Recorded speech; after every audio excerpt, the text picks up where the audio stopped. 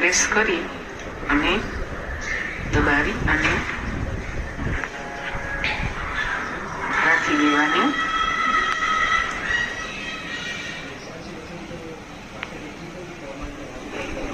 એટલે આપણે આ ભાખરવડીનો રોલ આખો તેલમાં તળવાનો છે.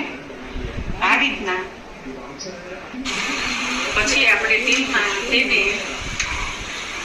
કોફી બ્રાઉન થાય ત્યાં સુધી તળવાની. એટલે અંદરનો મસાલો બધો સરસ ચડી જાય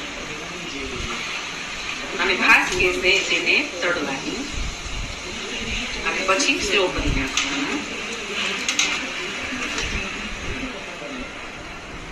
આપણી આ ભાખરવડી તળાઈ ગઈ છે. નાસ્તામાં બહુ જ સરસ ટેસ્ટી ચા સાથે લાગે છે.